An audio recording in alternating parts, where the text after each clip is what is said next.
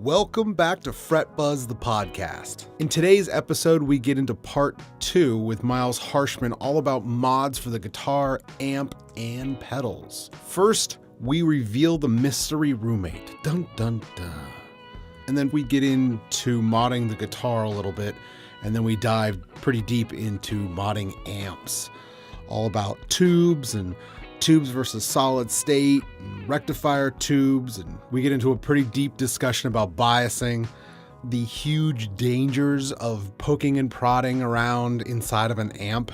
And then we get into the big subject of capacitors at the end, and wrapping it all up, Miles lets us know what his upcoming 2019 plans are. I will say really quick, head on over to iTunes, give us a review, visit us over on Fret Buzz the podcast. And here we go. Thanks for listening. Who was your roommate, Miles? Adam Neely, that guy. It's very weird. I talked to Aaron one day, and I was like, "Hey, you ever hear of this guy, Adam Neely? He's got like this YouTube channel." And if you're watching this, you probably have heard of Adam Neely. Yeah. And yeah, that guy was my roommate. That's crazy. Wow. Small world. Yeah, first year at Berkeley. I remember moving into the dorms, and he was on his bunk bed reading. Yeah, now he's giving TED Talks. Yeah, now he's giving TED Talks, and I can just tell you, he was just as smart back then as he is now. Yeah. I mean, small world. This easily one of the smartest people I ever met at that school. Like, I mean, everybody knew Adam Neely just because, I mean, it's Adam Neely. Like, right. Guy can play piano just as well as he plays bass, and he did both upright and electric. Yeah. He didn't get to study. Berkeley doesn't let you study both upright and electric, but he could still do both, and that's an accomplishment in itself. Yeah. And then just watch him play. It's bizarre that they won't let for all of it. Sounds like Berkeley lets you do anything and everything. I mean, they've got so many different ensembles and special things. It's strange that they wouldn't let you study both upright in a way, and electric. I mean, kind of in a way, yes, but like both are so demanding and so different that like you would probably get carpal tunnel if they tried to make you like do their curriculum in like 4 years for either or, because they have like a whole curriculum for your instrument. Like, if you're a guitarist, they have classes just for guitar, and for like electric bass, they have just the classes for electric bass. So you just don't have the time to do. You didn't have the time. I think that's kind of mostly your thing, is just that like you just won't have the time. I mean, there's just so many classes at that school. Yeah, that's what I was getting from Cole, and obviously now from you, Miles. Is it's just there's so many options at Berkeley. It's almost overwhelming. Yeah, sometimes it is overwhelming. Like I remember the first semester, looking through the course manual was kind of like looking through, I don't know, like Musician's Friend catalog. Or it's just, you turn the page and it's like, I see this, I want this. Like, I want to take that class. I want to take this class. I want to take this class. Yeah. I think I made an entire schedule of like electives that I wanted to take, only to realize, there's like required stuff like ear training and music theory, the jazz theory and the classical theory and conducting and arranging, and and I have to take an English class, and that's just lame. Like, so I was like left with like 3 spots for electives, but I could have filled up my entire schedule with like 10 or 12 of them. Yeah, it's kind of unfortunate that you miss out on so much. There's so many things that you want to take, and you have to. Yeah, there's only so many hours in the day, yeah.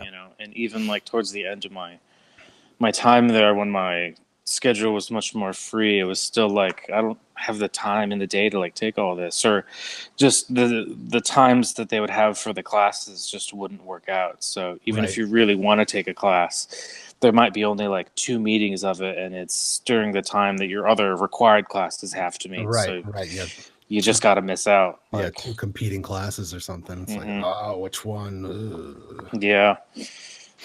Yeah, sometimes that, or sometimes even at Berkeley, they have a rating system, and so you need to be a certain level to take certain classes. Right. or join certain ensembles. So if you're not like a 6, like, you know, you're gonna fail. Right. Too bad. It's gonna be really hard. Like, Yeah.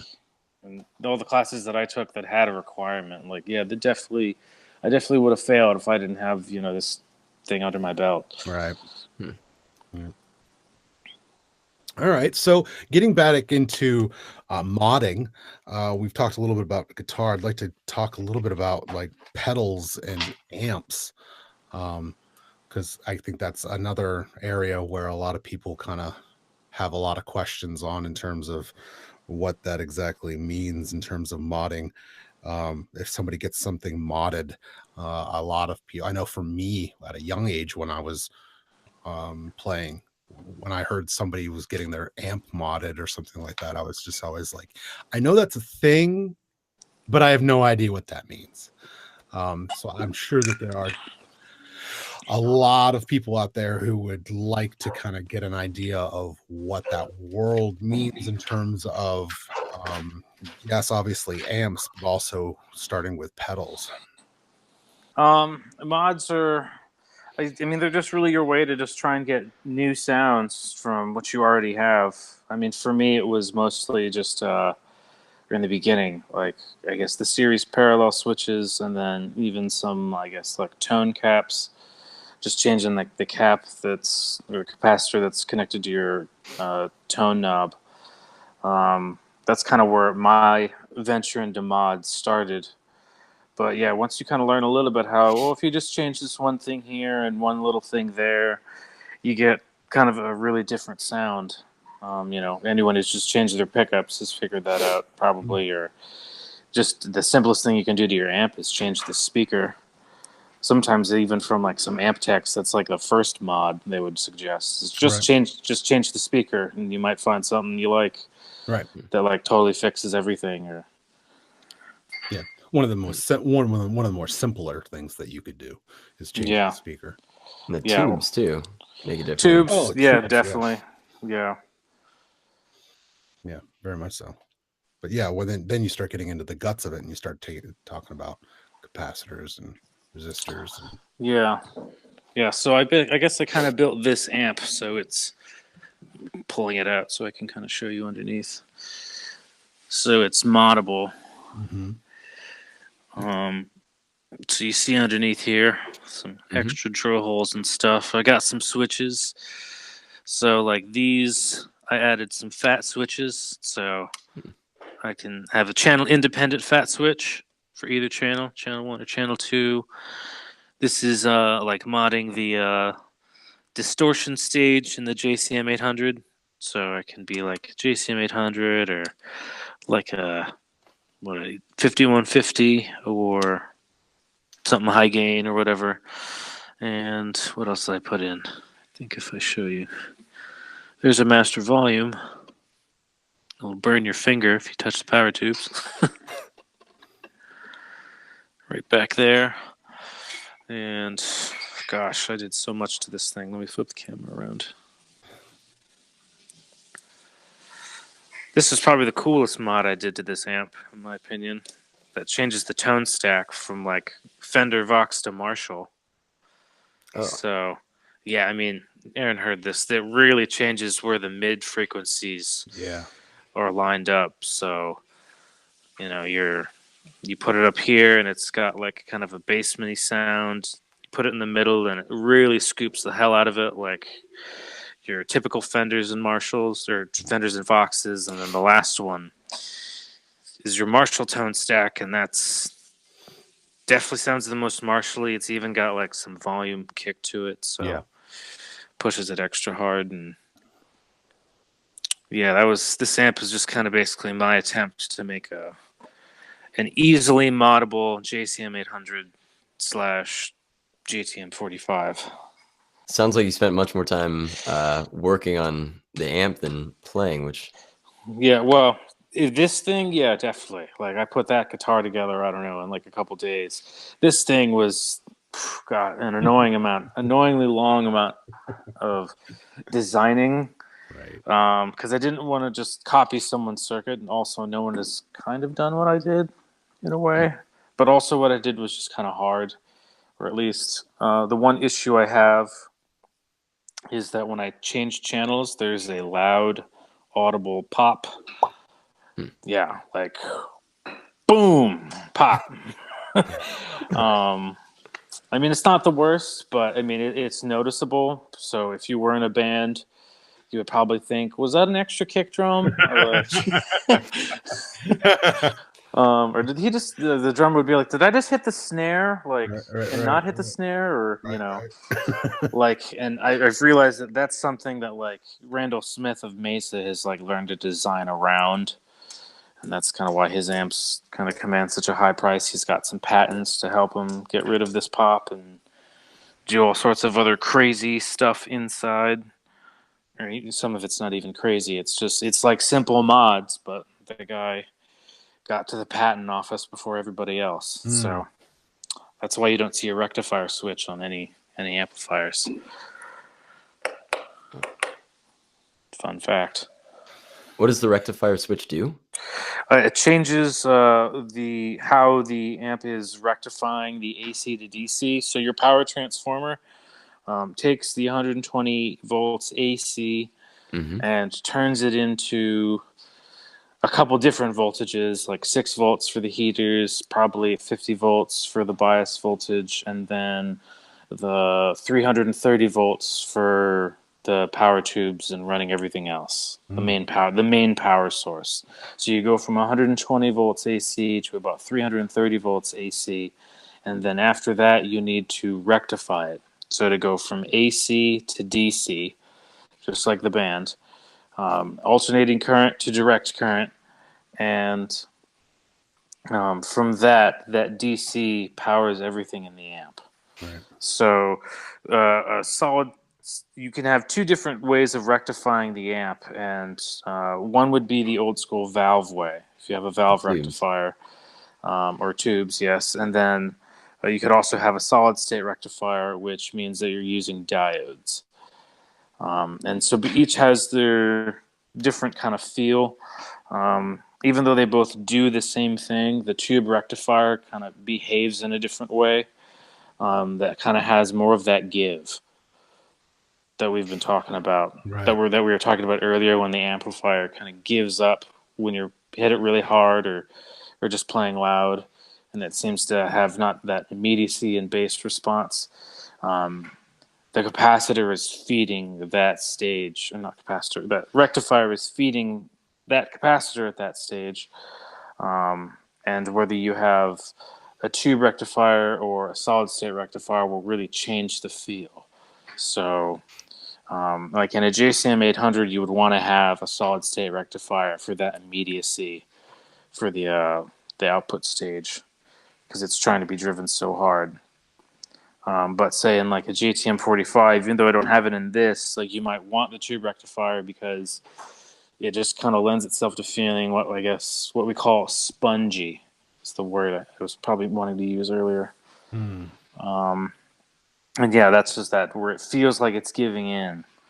And yeah, it's a simple switch of just changing where the electricity is going to and from, but it is a patent in the United States Patent Office. So, Mesa, grr. Grr. Right? It's so simple, but patent, and there you go.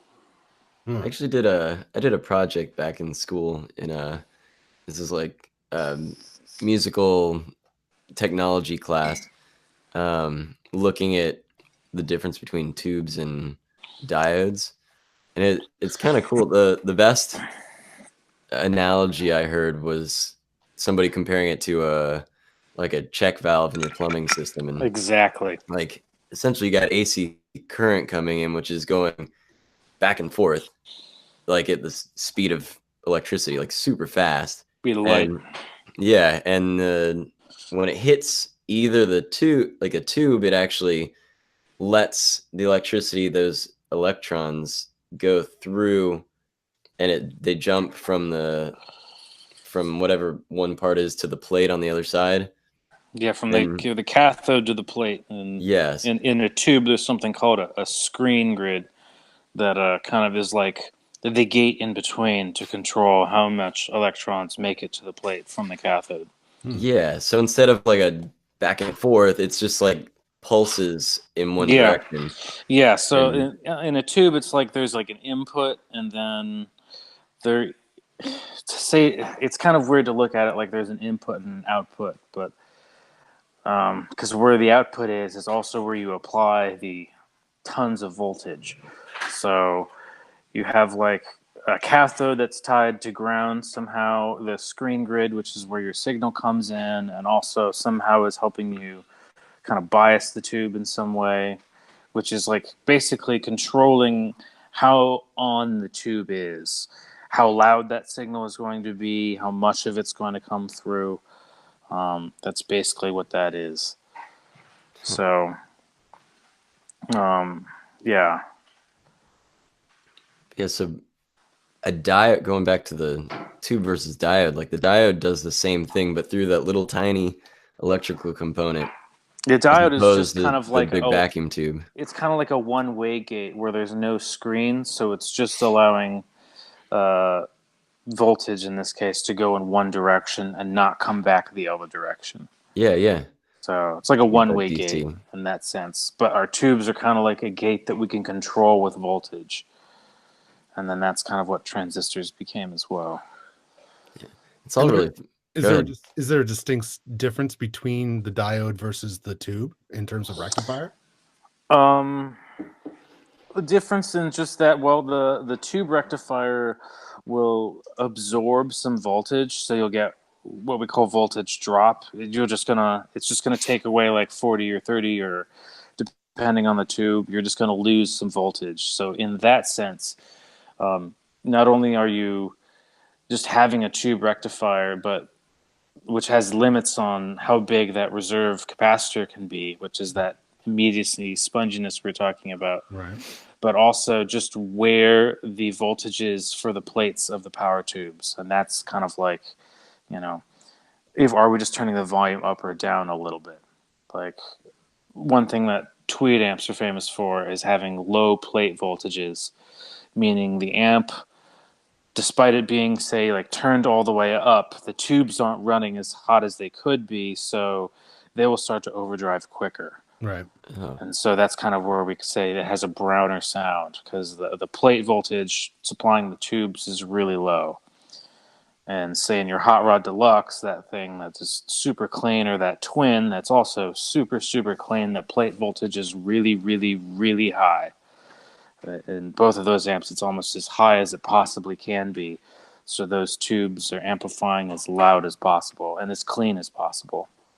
Wow. And so by browner sound, you mean like Fender brown face versus a No, black not brown face, or not brown face. No, brown is I guess like that the breakup that we're talking about.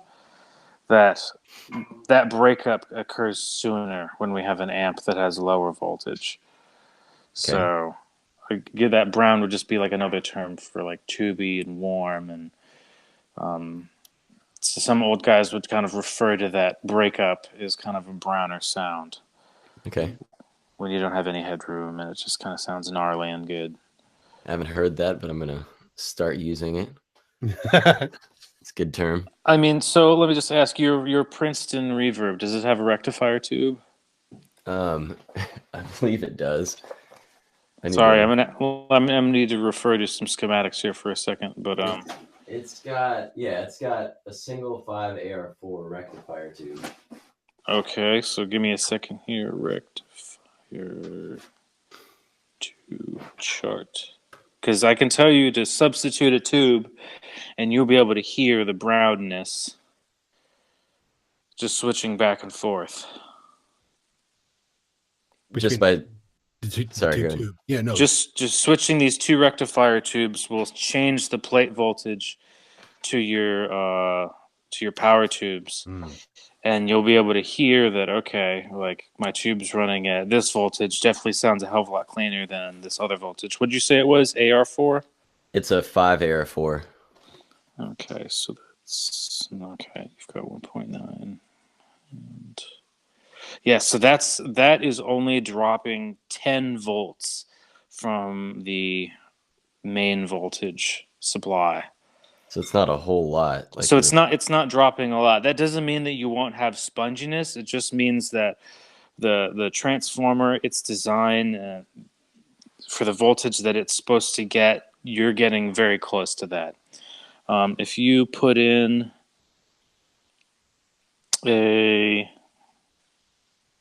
this should still work. If you put in a 5V4, you would get 25 volts drop instead of 10.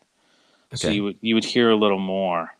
I'm trying to remember. Is the Princeton one of those Fender amps that runs?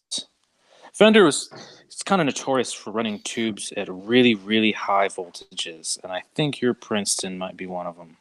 I know the Deluxe is.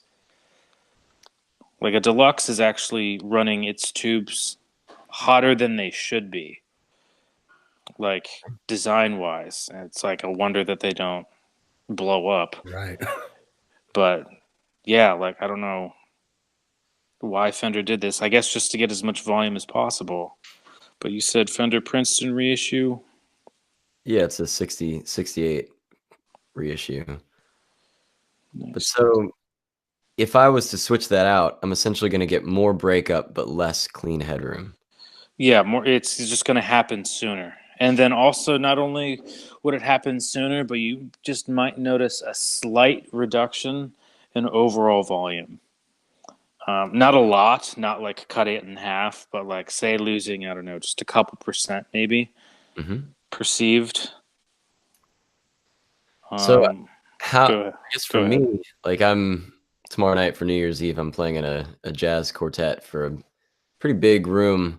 And I think I'm going to bring my hot rod just because I'm worried about volume. Like we're not going to have a full sound guy.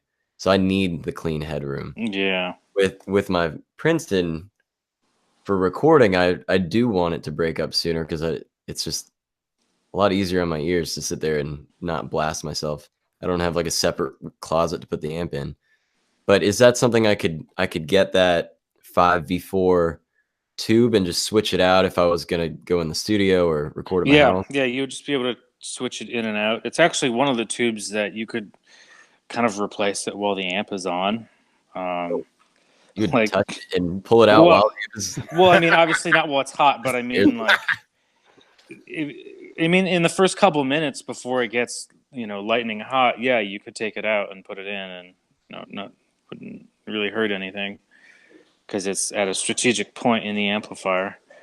So could you do that and you don't need to rebias or you don't have to do anything else. You just literally switch out the tube.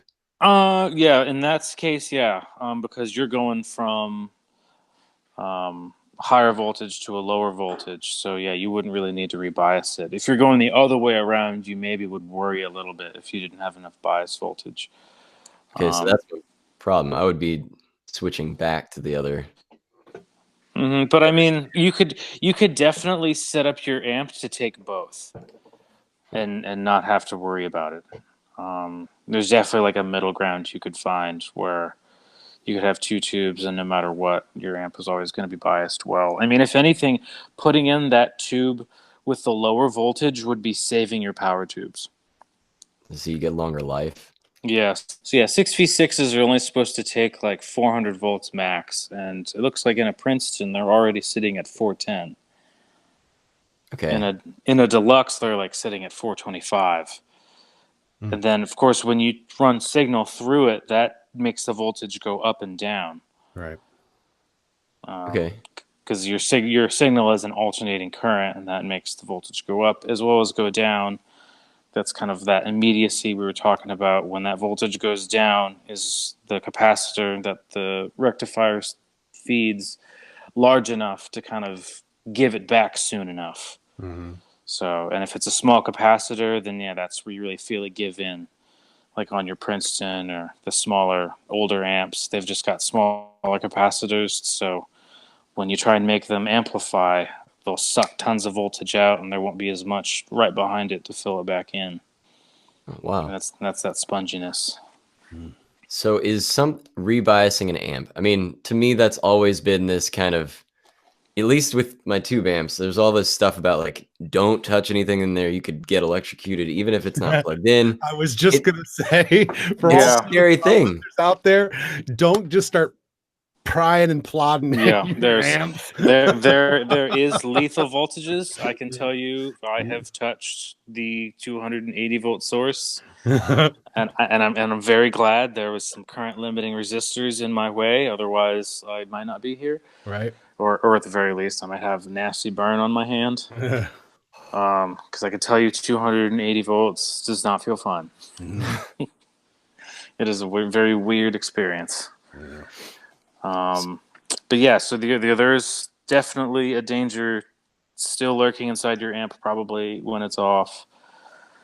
That voltage is stored in capacitors and things like that, Its right? capacitor is basically like a battery. You can think of it as like a battery, because I mean, what is a battery? A battery provides DC, and that's what this capacitor is. You're just charging it up, so it provides DC. So with all this, if I was, is rebiasing your amp something that an amateur person could do? Every amp tech is screaming at the screen right now. No, don't tell them they can bias their amp. But I mean, yes, you can bias your amp. You're not going to kill it. I mean, most amps have a bias circuit inside that will not allow you to kill your amp. Unless it's an amp that has like the ability to do both EL34s and 6L6s. Unless it has that, it probably doesn't have a bias circuit that's going to damage it should you twist that bias knob all the way in one direction or the other. Open up your Hot Rod Deluxe. You see that blue knob in there for biasing it. When you turn that knob, you're like setting the idle current going to the tubes, which is kind of just like how on are they.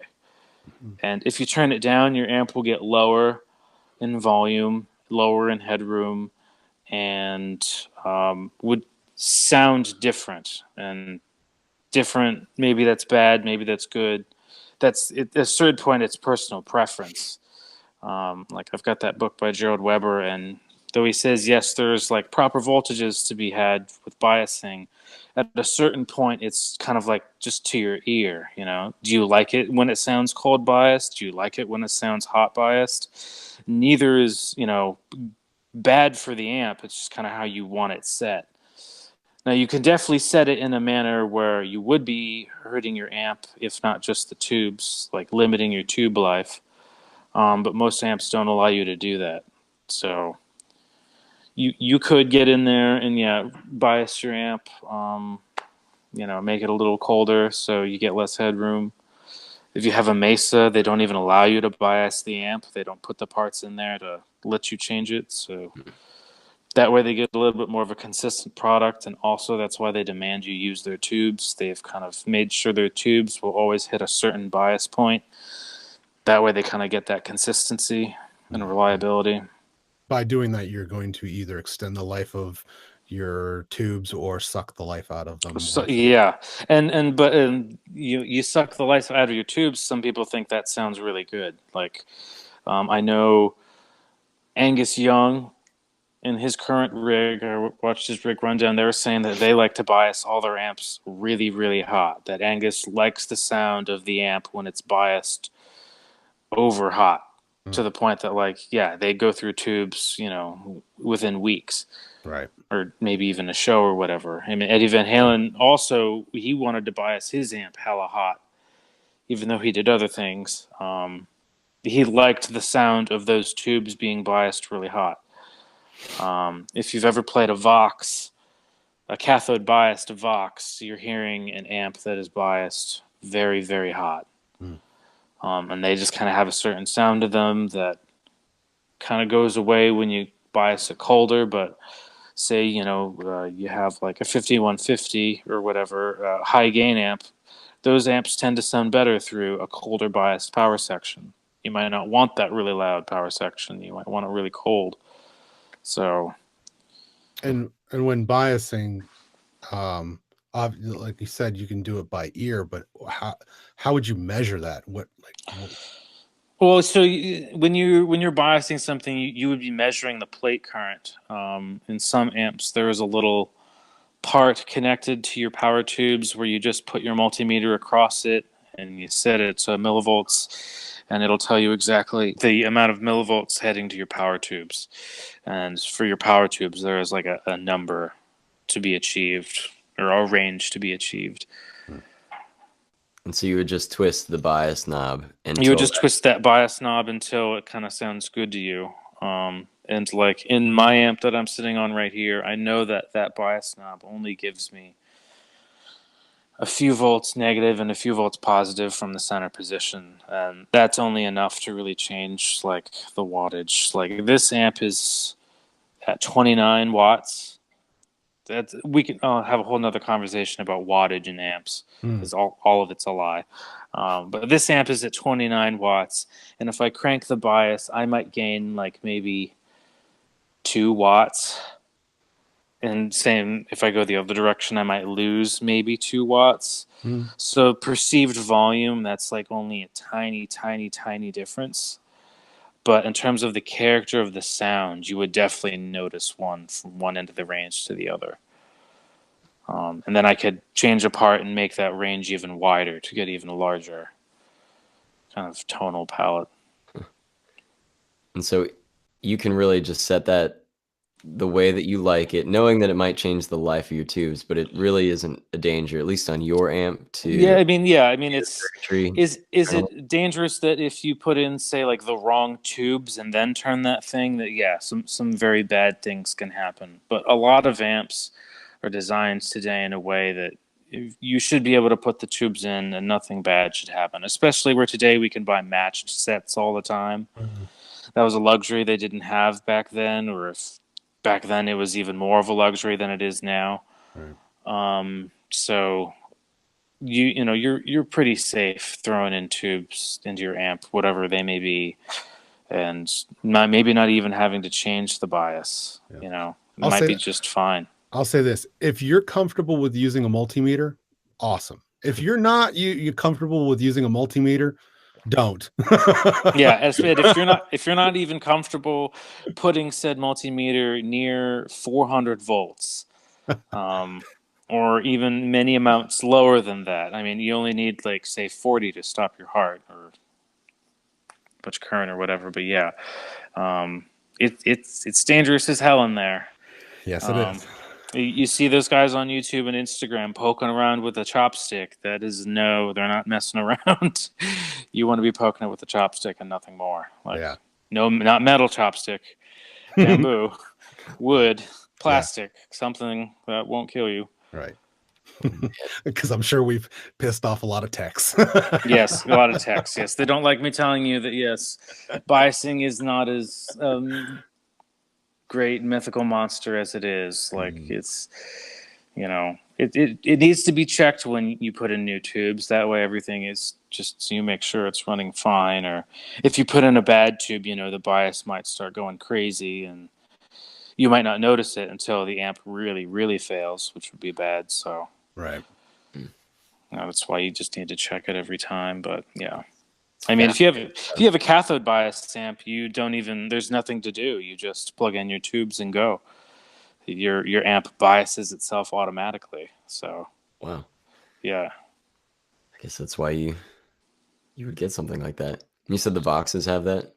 Yeah, some Voxes, like if the older design Voxes, they're just about all cathode biased, which means they bias themselves in a different way than your Hot Rod Deluxe or your 5150 or typical Marshall or Fender amps. They have a couple parts in a different spot that allows them to hit even higher bias point, and even louder, like getting those tubes as close to their maximum output limit as possible. Or even sometimes on the limit. Like actually, I have a Vox AC4. It has one EL34 in it. That one EL34 is supposed to dissipate a maximum of 12 watts.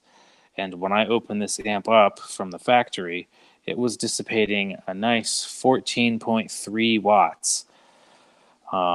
So yeah, it was biased hella hot, which is if you have an AC4 and wonder why your tubes didn't last that long, that would be why. They are running at, if not past, their limit. And so it sounds great, and it sounds as loud as that tube could possibly be.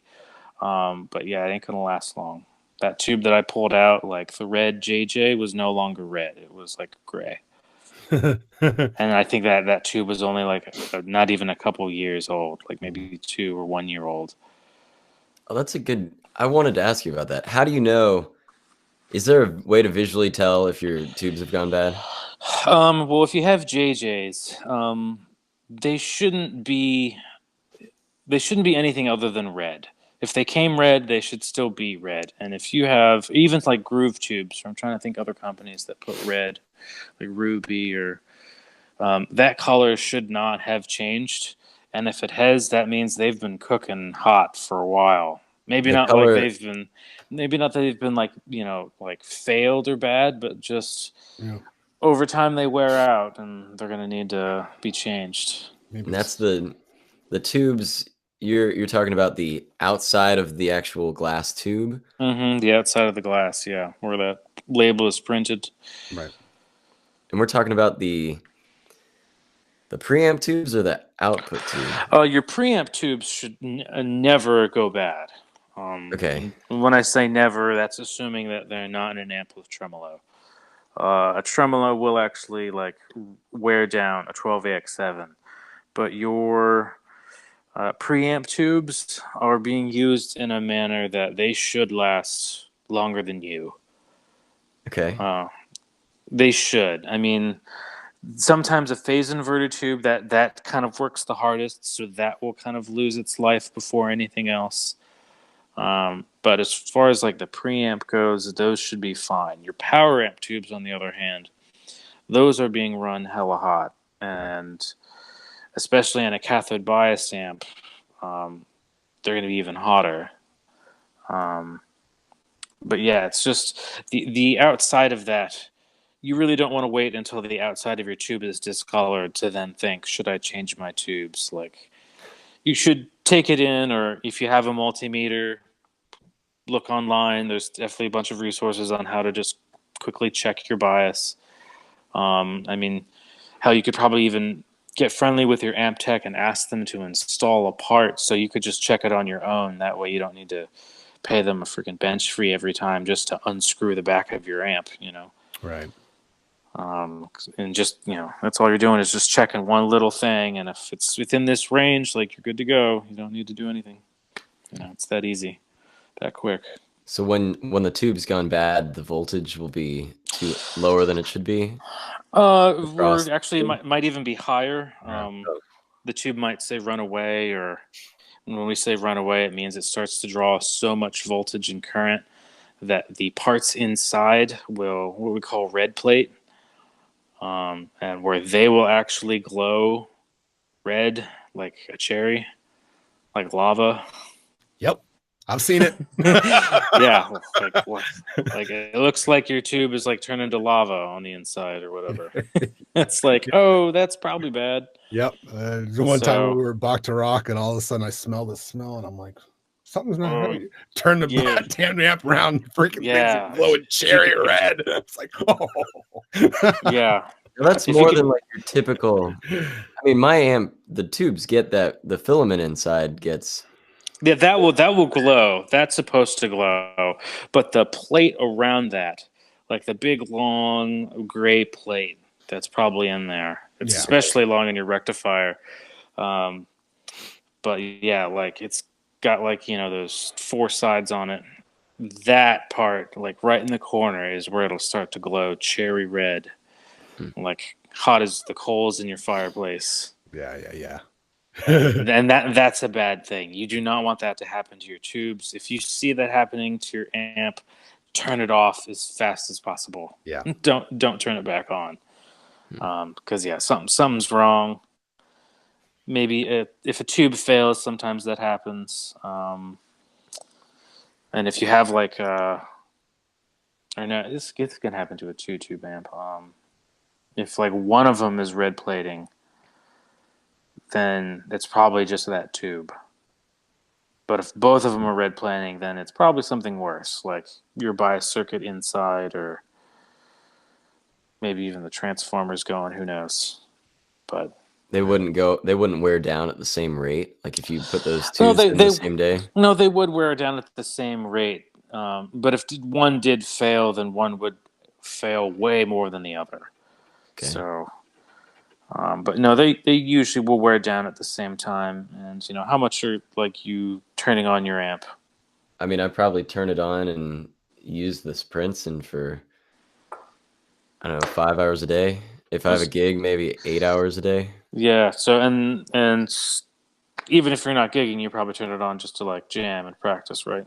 That's what I'm saying. Like 5 hours of practice where it's on. Yeah. Yeah. Those would probably last you, I don't know, a couple years. I mean, again, it depends on how it's biased. If you wanted it biased really hot, you'd probably go through tubes in a year. Mm-hmm. If you wanted it biased really cold, you could probably make your tubes last 10 years. Right. Okay. As long as you were just checking on it and making sure that it never went outside the voltages you expect, like your tube rectifier doesn't fail. Sometimes that's like things that just happen with a rectifier, is that they'll fail, and when they fail, that usually means that your power tubes will be the first thing to suffer and probably go bad, and pray that you have some type of fuse or protection in your amp to prevent other things from going bad. Yeah. Because I bet replacing your power transformer was not cheap. Yeah. Fortunately for me, Fender. Oh, that's fixed right. it. It was warranty. That's right. Because it's just about to say the power transformer is the most expensive part. Yep.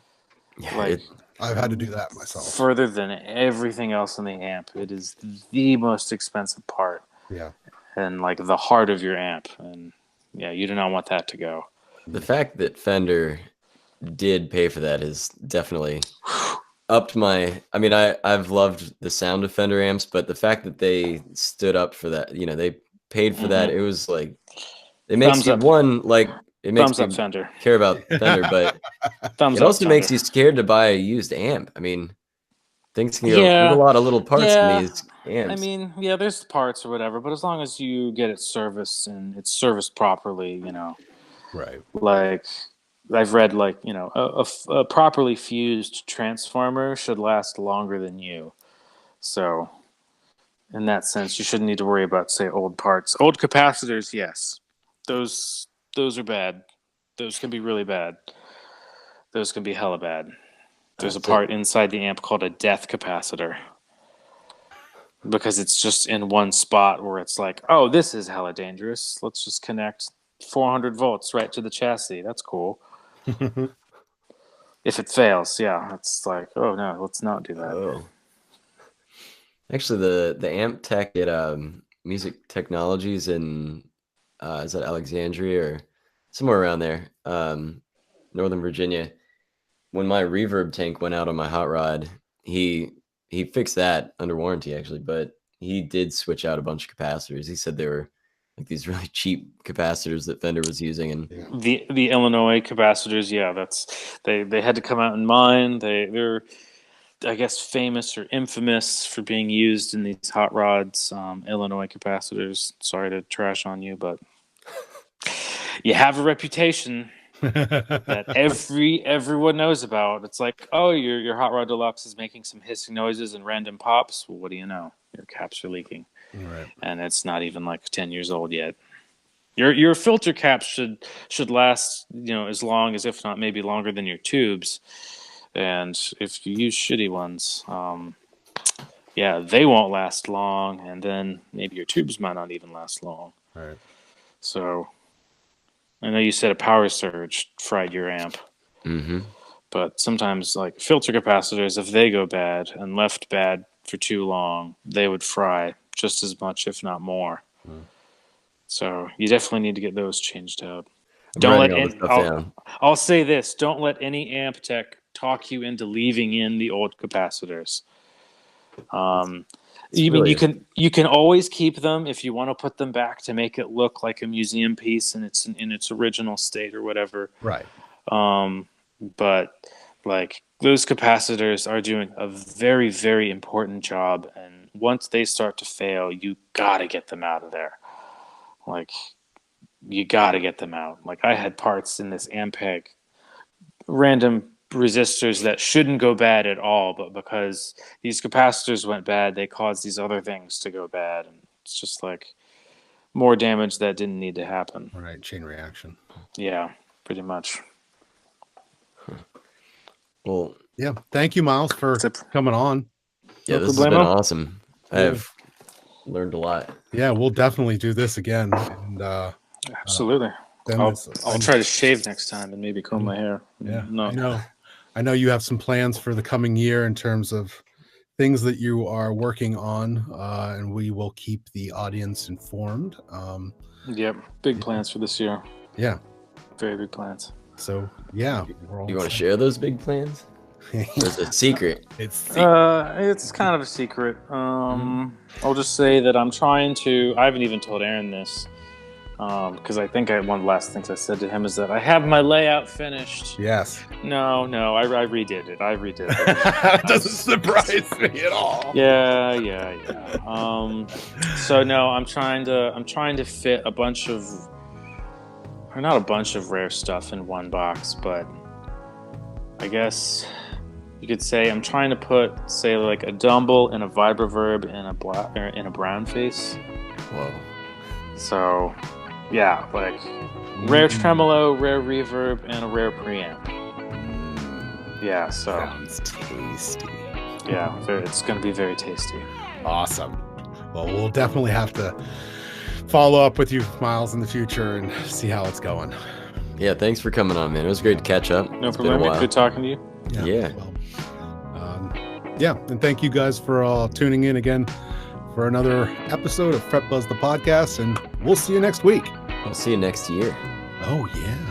Oh, right. Yeah, but by the time they hear this, it'll already be next year. That's true. Well, so we're time traveling? We are time traveling. Yes, indeed. Oh, cool.